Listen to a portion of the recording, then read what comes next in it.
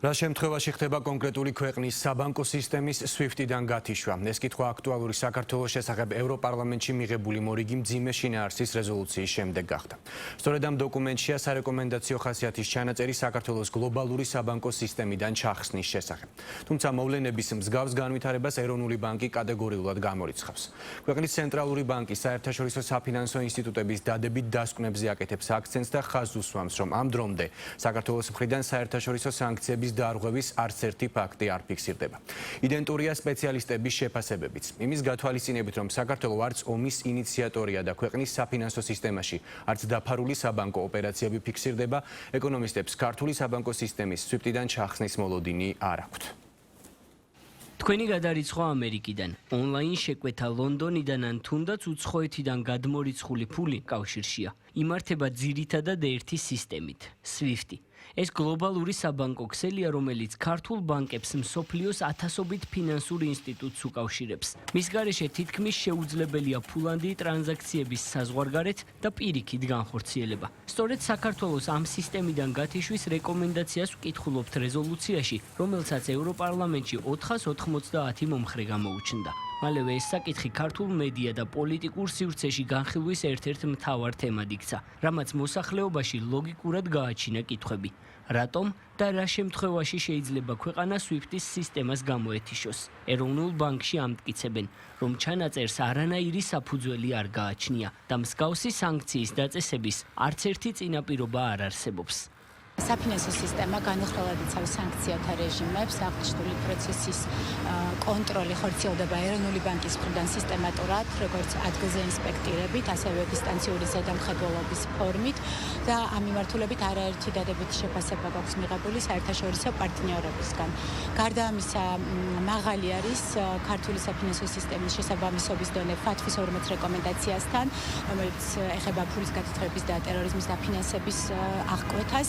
დადებითად ფასდება ეროვნული ბანკის მიერ ევროპულ კანონმდებლობასთან ქართული საფინანსო კანონმდებლობის ჰარმონიზაციის პროცესიც. ყოველივე აღნიშნულიდან გამომდინარე, ვფიქრობთ, რომ SWIFT-ის სისტემიდან ქართული საფინანსო სისტემის გათიშვის საფუძველი არ არსებობს.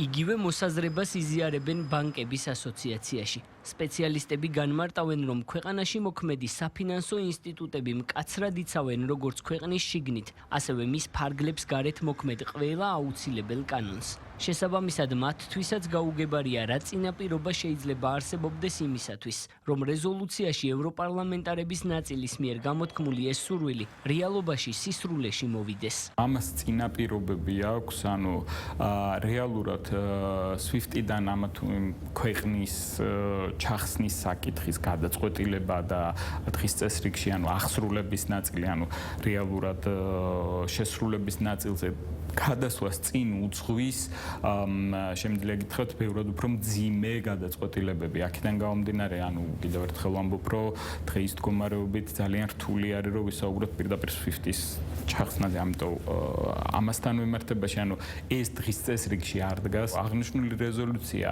უფრო პოლიტიკური განცხადების ხასიათს ატარებს და არ არის სავალდებულო შესასრულებლად. აქედან გამომდინარე, ეს არ უნდა მივიღოთ, რომ ეს საკითხი რამაც წარმოშვა რეალურად ეს შეკითხვები არ არის ცალსახათი მისი წინაპირობა, რომ დღეის მდგომარეობით დგას დღის წესრიგში ეს საკითხი. საერთაშორისო ფინანსური ინსტიტუტების გაუმჯობესებული შეფასების და სანქციების დარღვევების გარეშე შესრულების ფონზე SWIFT-დან გათიშვის სცენარი წარმოუდგენელია ექსპერტებისთვისაც.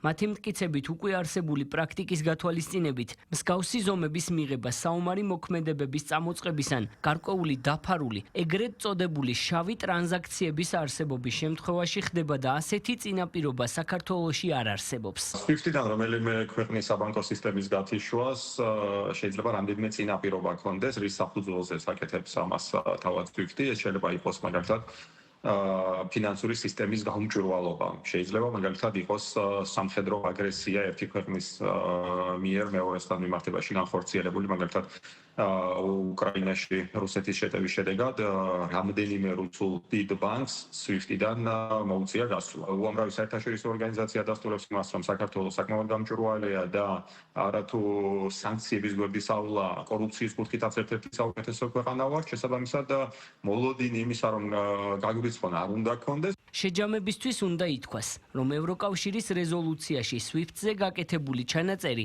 მხოლოდ პოლიტიკური განაცხადია და ის არ გულისხმობს კონკრეტულ სანქციებს ან ტექნიკურ ქმედებებს. საერთაშორისო ფინანსურ სისტემაში საქართველოს მონაწილეობის შეწყვეტას არანაირი საფუძველი არ გააჩნია. ოფიციალურ დონეზე არც ერთი მინიშნება არ არსებობს იმაზე, რომ საქართველო SWIFT-დან შესაძლოა გათიშონ.